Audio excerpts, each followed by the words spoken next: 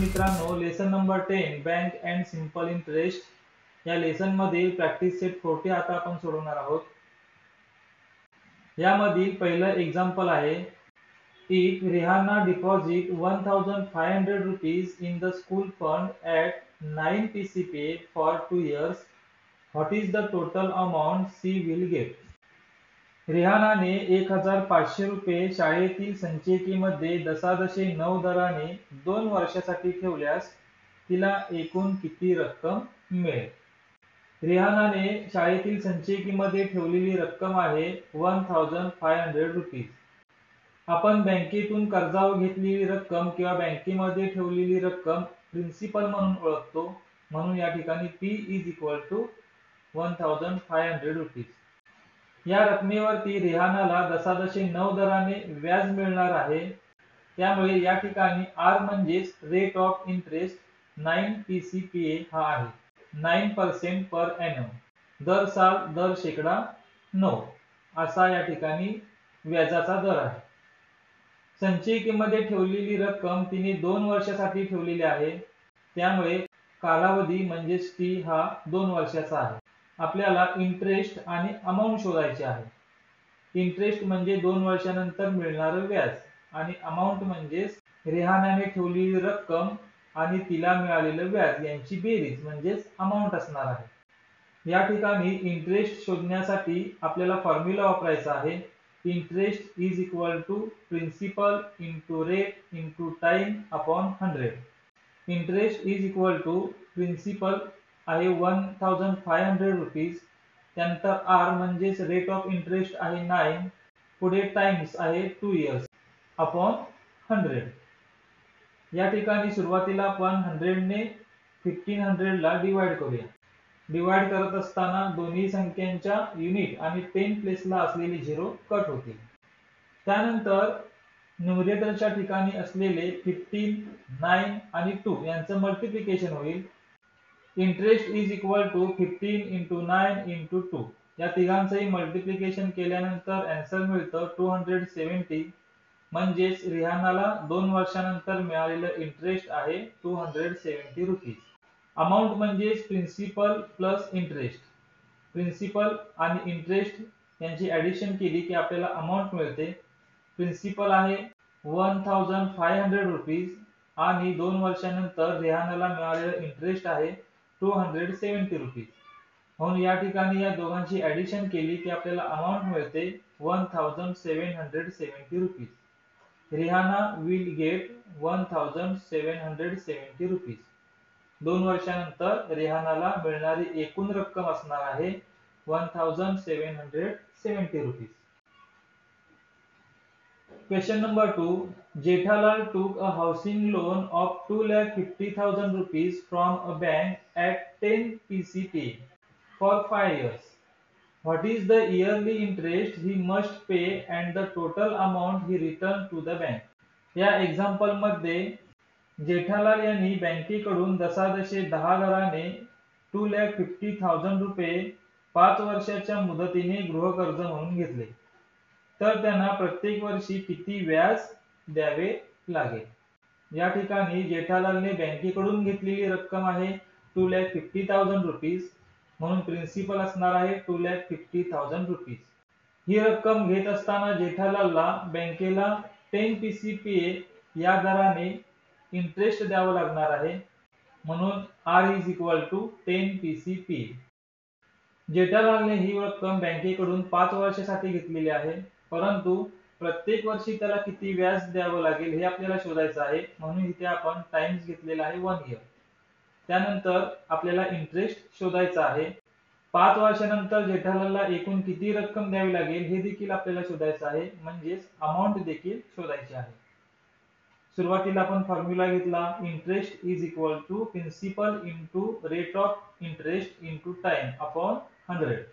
Principal आहे 2,50,000, rate आहे 10 आणि टाइम आहे 1 इयर अपॉन 100। या ठिकाणी सुरुवातीला आपण 100 ने 2,50,000 ला डिवाइड करूया। दोन्ही संख्यांमध्ये असलेले युनिट आणि 10 प्लेसचे 0 आपण सुरुवातीला कट करू। त्यानंतर 2500 10 आणि 1 यांचं मल्टिप्लिकेशन करू. त्यामुळे आपल्याला एका वर्षासाठी जेठालालला द्यावं लागणारं इंटरेस्ट किती आहे हे मिळणार आहे. Interest is equal to 2500 into 10 into 1 is equal to 25,000 rupees. जेठालालला एका वर्षासाठी 25,000 रुपये व्याज बँकेला द्यावं लागणार आहे. एका वर्षासाठी 25,000 द्यावे लागतात, असे त्याला 5 वर्ष प्रत्येकी 25,000 द्यावे लागणार आहे. म्हणून इंटरेस्ट फॉर 5 इयर्स, 5 वर्षांमध्ये त्याला एकूण द्यावं लागणारं इंटरेस्ट आहे 25,000 इंटू 5. ती रक्कम आपल्याला मिळते 1,25,000 रुपीज. 5 वर्षांमध्ये एकूण त्याला 1,25,000 रुपये व्याज द्यावं लागणार आहे. शिवाय त्याने बँकेकडून घेतलेलं प्रिन्सिपल 2,50,000 रुपीज हे देखील द्यावं लागणार आहे. त्यामुळे अमाऊंट आपल्याला मिळेल प्रिन्सिपल म्हणजे 2,50,000 रुपीज आणि 5 वर्षाचा इंटरेस्ट असणार आहे 1,25,000 रुपीज. यांचं ऍडिशन होतं 3,75,000 रुपीज. म्हणजे जेठालालला 5 वर्षानंतर एकूण 3,75,000 रुपीज बँकेला द्यावे लागणार आहे. The yearly interest is 25,000 rupees. एका वर्षाचं व्याज असणार आहे 25,000 रुपये. Jethalal will return a total amount of rupees 3,75,000 to the bank. जेठालालला 5 वर्षानंतर एक रकमी जर अमाउंट द्यायची असेल तर ती त्याला 3,75,000 रुपीज द्यावी लागणार आहे. Question number 3. Shrikant deposit 85,000 rupees for 2.5 years at 7 PCPA in a saving bank account. What is the total interest he received at the end of the period? श्रीकांतने 85,000 रुपये दशादशे 7 दराने 2.5 वर्षासाठी बचत बँकेत ठेवले, तर त्यांना मुदतीच्या शेवटी किती सरळ व्याज मिळेल? श्रीकांतने 2.5 वर्षासाठी 85,000 रुपीज बँकेमध्ये डिपॉझिट केलेले आहेत. म्हणून प्रिन्सिपल असणार आहे 85,000 रुपीज. रेट ऑफ इंटरेस्ट आहे 7 PCPA. टाइम आहे 2.5 इयर म्हणजेच 5/2. 2 2 जा 4, 4 + 1 5 येतात, म्हणून न्यूमरेटर या ठिकाणी 5 येणार आहे आणि डिनोमिनेटर 2 असणार आहे. 2 and 1/2 म्हणजेच 5/2 इयर्स. आणि इंटरेस्ट आपल्याला शोधायचा आहे. Interest is equal to principal into rate of interest into times upon 100. Principal 85,000 rupees, rate of interest 7 आणि टाइम आहे 5/2. यामधील 5 आपण न्यूमरेटरच्या ठिकाणी घेतले आणि 5/2 मधील 2 हे डिनोमिनेटरच्या ठिकाणी घेतले, म्हणजेच 100च्या शेजारी लिहिले. सुरुवातीला आपण 100 ने 85,000 ला डिवाइड करूया, म्हणजेच दोन्ही संख्यांच्या युनिट आणि 10 प्लेसला असलेले 0 आपण कट करूया. आता या ठिकाणी शिल्लक आहे 850 इंटू 7 इंटू 5. ते आपण पुढील स्टेप मध्ये घेतले 850 इंटू 7 इंटू 5 आणि डिनोमिनेटर आहे 2. 2 ने 850 ला आपण डिवाइड केलं की त्याचा क्वोशियंट येतो 425. 2 ने 850 ला भागल्यानंतर भागाकार येतो 425. त्याच्या पुढील संख्या आहे 7 आणि 5. त्या देखील आपण इथे मल्टिप्लिकेशनच्या स्वरूपामध्ये लिहिल्या. Interest is equal to 425 into 7 into 5. या तिघांचंही मल्टिप्लिकेशन केल्यानंतर आपल्याला आन्सर मिळतं 14,875 rupees. Shrikant will receive rupees 14,875 at the end of the period. श्रीकांतला 2.5 वर्षानंतर 14,875 रुपये व्याज मिळणार आहे. At a certain rate of interest, the interest after 4 years on 5,000 rupees principal is 1,200 rupees. What would be the interest on 15,000 rupees at the same rate of the interest for the same period? व्याजाच्या काही दराने 5,000 रुपये मुद्दलावर 4 वर्षात 1,200 रुपये व्याज होते, तर त्याच दराने त्याच मुदतीत 15,000 रुपये मुद्दलाचे व्याज किती होईल?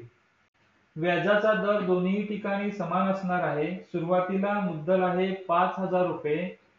5,000 रुपये मुद्दलावरती 4 वर्षांमध्ये 1200 रुपये व्याज मिळते.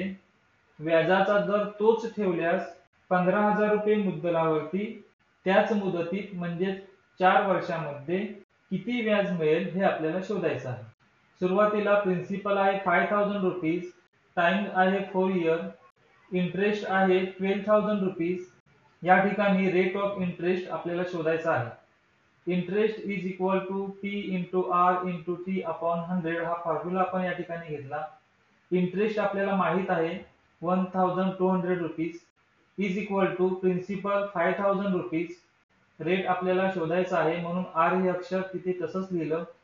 टाइम्स आपल्याला माहित आहे 4 इयर्स म्हणून या ठिकाणी टाइम्सच्या ठिकाणी 4 लिहिले अपॉन 100. 100 ने आपण 5,000 ला डिवाइड करूया. डिवाइड करत असताना दोन्ही संख्यांमध्ये असलेले युनिट आणि 10 प्लेसचे 0 कट होते. 1200 is equal to 50 into R into 4 हे शिल्लक राहिलेलं आहे. 50 इंटू 4 यांचं मल्टिप्लिकेशन होतं 200 आणि आर हा तसाच पुढील स्टेप मध्ये घेतलेला आहे. 200 इंटू आर या ठिकाणी मल्टिप्लिकेशनची क्रिया आहे, त्यामुळे 200 ची साइड चेंज केल्यानंतर 200 ने आपण डिवाइड करणार आहोत. R is equal to 1200 upon 200. या ठिकाणी 200 ने 1200 ला डिवाइड केल्यानंतर आन्सर मिळतं 6. याचाच अर्थ 5,000 रुपीज 6 पीसीपीए या रेटने 4 वर्षासाठी ठेवल्यास 1,200 रुपीज आपल्याला इंटरेस्ट मिळतो. या ठिकाणी आपल्याला रेट ऑफ इंटरेस्ट मिळालेला आहे 6 PCPA. Let the interest on rupees 15,000 be X. आता आपल्याला 15,000 रुपयावरती किती इंटरेस्ट मिळेल हे शोधायचं आहे. इंटरेस्ट आणि प्रिन्सिपल 15,000 रुपीज वरती किती इंटरेस्ट आपल्याला मिळेल हे माहित नाही म्हणून या ठिकाणी आपण एक्स घेतलेला आहे. 5,000 रुपीज वरती इंटरेस्ट आहे 1,200 रुपीज. याच ठिकाणी एक्झाम्पल मध्ये दिलेला आहे 5,000 रुपीज प्रिन्सिपल असताना इंटरेस्ट आहे 1,200 रुपीज. त्यामुळे या ठिकाणी इक्वेशन तयार होईल. या ठिकाणी आता आपल्याला क्रॉस मल्टिप्लिकेशन करायचं आहे. x into 5,000 15,000 into 1,200. x into 5,000 यांच्यामध्ये मल्टिप्लिकेशनची क्रिया आहे. 5,000 ची साइड चेंज केल्यानंतर 5,000 ने आपण डिवाइड करणार आहोत. 15,000 आणि 5,000 यांच्यामध्ये युनिट, टेन्स आणि 100 प्लेसला 0 आहेत, त्यामुळे दोन्ही संख्यांमधील हे 0 आपण कट करूया. त्यानंतर 5 ने आपण 15 ला डिवाइड करूया. 5 1 जा 5, 5 3 जा 15. आता न्यूमरेटरच्या ठिकाणी 3 आणि 1,200 हे शिल्लक आहेत. या दोघांचं मल्टिप्लिकेशन केल्यानंतर आपल्याला x ची व्हॅल्यू मिळते 3,600. The interest is rupees 3,600.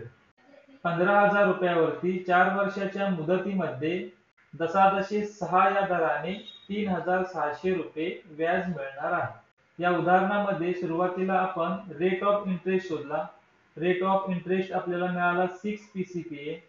त्यानंतर याच रेटने 15,000 रुपयावरती किती व्याज मिळणार आहे हे आपण शोधलं. 15,000 रुपयावरती 6 पीसीपीए याच रेटनं 4 वर्षाच्या मुदतीत व्याज मिळतं 3,600 रुपये. If Pankaj deposit 1,50,000 rupees in the bank at 10 PCPA for 2 years, what is the total amount he will get from the bank? पंकजने 1,50,000 रुपये दशादशे 10 दराने 2 वर्षासाठी बँकेत ठेव म्हणून ठेवले, तर त्या मुदतीनंतर एकूण किती रक्कम त्याला परत मिळेल. या ठिकाणी प्रिन्सिपल आहे 1,50,000 रुपीज. रेट ऑफ इंटरेस्ट आहे 10 पीसीपीए. टाइम आहे 2 इयर्स. आपल्याला इंटरेस्ट शोधायचा आहे आणि अमाउंट शोधायची आहे. प्रिन्सिपल आहे 1,50,000. रेट ऑफ इंटरेस्ट आहे 10 आणि टाइम आहे 2 इयर अपॉन 100. 1,50,000 आणि 100 या दोन्ही संख्यांमध्ये युनिट आणि 10 प्लेसला 0 आहेत, ते सुरुवातीला आपण कट करूया. त्यानंतर 1,500 इंटू 10 इंटू 2 यांचं मल्टिप्लिकेशन होईल. मल्टिप्लिकेशन येतं 30,000. म्हणजेच या ठिकाणी 2 वर्षानंतर पंकजला मिळणारे इंटरेस्ट आहे 30,000 रुपीज. त्यानंतर आपल्याला अमाउंट शोधायची आहे. Amount is equal to principal plus interest. Principal आहे 1,50,000 आणि इंटरेस्ट आताच आपण शोधलेला आहे 30,000 रुपीज.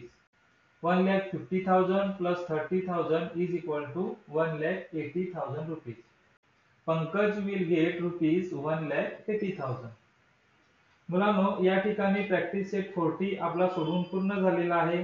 पुढील व्हिडिओच्या माध्यमातून याच लेसन मधील प्रॅक्टिस सेट 41 आपण सोडवणार आहोत. धन्यवाद.